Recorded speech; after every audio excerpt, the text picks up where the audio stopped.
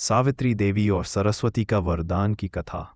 प्राचीन काल में सावित्री देवी अत्यंत बुद्धिमान, तपस्विनी और धर्मनिष्ठ थीं। उन्हें विद्या, वाणी और ज्ञान का विशेष प्रेम था। वे चाहती थीं कि वे समाज में ऐसा ज्ञान फैलाएं जिससे लोग अज्ञान और अंधकार से मुक्त होकर सत्य, धर्म और प्रकाश का मार्ग अपनाएं। सावित्री देवी ने कठोर तपस्या आरंभ की। वे वर्षों तक ध्यान और जप में लीन रहीं। उनका संकल्प था कि वे देवी सरस्वती को प्रसन्न कर उनसे वाणी और ज्ञान का वरदान प्राप्त करें। कई वर्षों की तपस्या के बाद देवी सरस्वती उनकी परीक्षा लेने आईं।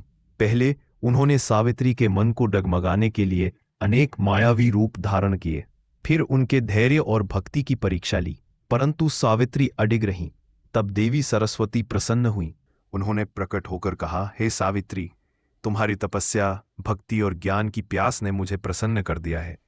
मैं तुम्हें ऐसा वरदान देती हूं जिससे तुम वाणी, विद्या और बुद्धि की अधिष्ठात्री बनोगी। तुम ज्ञान की ज्योति फैलाकर अंधकार का नाश करोगी। देवी सरस्वती ने उन्हें मंत्र, शास्त्र और संगीत की दिव्य शक्तियां प्रदान की। इसके बाद सावित्री देवी ने मानवों में ज्ञान, कला, शिक्षा और संस्कार का प्रसार किया। उनके मार्गदर्शन से अनेक ऋषि, संत, कवि और विद्वान उत्पन्न हुए।